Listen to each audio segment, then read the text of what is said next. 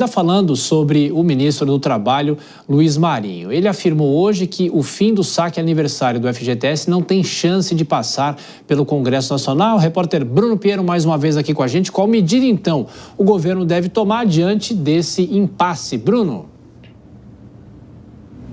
Já com uma resistência no Congresso, a ideia do governo é editar uma medida provisória que será enviada nos próximos dias para o Congresso Nacional. A ideia, inclusive, é de uma medida que seja de forma extraordinária, o que justifica o saque do saldo remanescente na conta vinculada a este FGTS, que é voltada justamente para quem aderiu, viu, Tiago, aquele saldo FGTS no aniversário. Então ele acabou sendo exonerado, foi demitido, mas esse valor ficou na conta. Então agora esse valor será liberado. A ideia da Caixa Econômica Federal é já de iniciar esses repasses, essas liberações em 6 de março, mas o ministro Luiz Marinho também reforçou hoje, um pouco mais cedo, de que forma o governo espera lidar com essa situação e as resistências referente ao Congresso Nacional. Vamos ver. Eu vou continuar militando para acabar com esse aniversário. Porque aqui tem vários atores nessa mesa. Não são somente os bancos, tem os trabalhadores, que é o ator principal, e tem a construção civil. Agora, o governo não decide essas questões sozinhas. Eu sou realista, pé no chão, né? Ao consultar o parlamento disse: isso aqui não tem chance de prosperar. Então eu não vou ficar insistindo com uma coisa que não tem chance de prosperar. Esse é o fato, tem nada a ver com popularidade. Há essa linha, então, de fazer uma defesa aqui dentro do Congresso Nacional, que não é algo eleitoreiro, que não visa uma reeleição do presidente Lula e nem mesmo essa queda de popularidade. Mas há o entendimento de uma resistência e, diante disso, enviar uma medida provisória. Lá no início do governo Lula, o ministro Luiz Marinho já se colocava contra o saque FGTS aniversário. E agora, novamente, esse assunto volta a ser discutido lá no Palácio do Planalto e aqui no Congresso Nacional.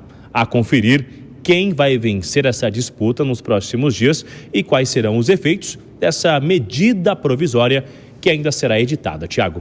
Meu caro Bruno Pinheiro, mais uma chance de queda de braço entre o governo e o Congresso Nacional. Bom trabalho para você. Mais um giro com os nossos comentaristas. Dora Kramer. O ministro Luiz Marinho falou muito nessa quarta-feira. Primeiro criticou o mercado, que reagiu mal à alta de criação de empregos no Brasil. Falou que é imbecilidade aumentar os juros para conter a inflação. E essa discussão também sobre o saque aniversário. É o fogo amigo ou não dá para classificar assim, Dora?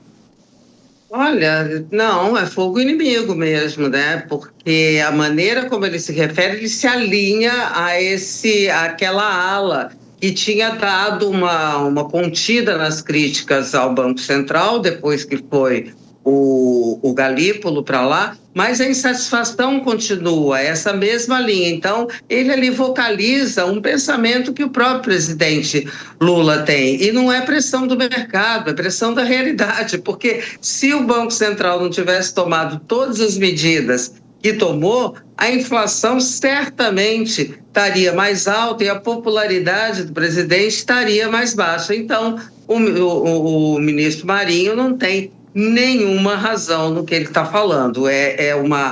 O Banco Central faz uma medida, uma política contracionista de conter os gastos e conter mesmo a economia, enquanto o governo, do outro lado, faz exatamente o contrário, né? É crédito consignado, é mais liberação do FGTS, enfim, é mais dinheiro circulando. E aí fica aí uma queda de braço cujo resultado, evidentemente, não é favorável ao equilíbrio, à estabilidade econômica. Pois é, Vilela, porque se fala em mandar uma medida provisória, mas aí essa medida provisória caduca, e aí fica essa queda de braço entre o governo e, no caso, o Congresso Nacional. Mas, de certa maneira, será que ele pode ser chamado a atenção pela equipe de comunicação do governo? Olha, eu acho difícil. O ministro Marinho, ele é um ministro que ele tem uma certa liberdade para falar as coisas dentro do governo. Tem alguns ministros que gozam desse privilégio e ele, nesse ponto, ele faz parte desse rol seleto de pessoas próximas ao presidente. Agora, me parece, mais uma vez, absolutamente inadequado. Primeiro, pelas palavras, usar o termo imbecilidade, é um ministro de Estado, não me parece absolutamente nem um pouco adequado. Segundo, distorce a realidade. Ora, nós temos o colegiado quem determina as taxas de juros. Quem determina as taxas de juros não é o mercado. Quem determina é um colegiado cuja maioria dos membros foi indicado pelo governo do qual esse ministro faz parte. Ora, quem eventualmente, então, não soube fazer as indicações, então é o próprio governo, se o governo entende que essas posições são inadequadas. O fato é que ele joga para a plateia, joga para a torcida, especialmente por se tratar do ministro do Emprego, e que vem, através disso, procurar justificativas para, eventualmente, um freio na empregabilidade, que é algo que se visualiza para os próximos meses como consequência, sim, das altas taxas de juros.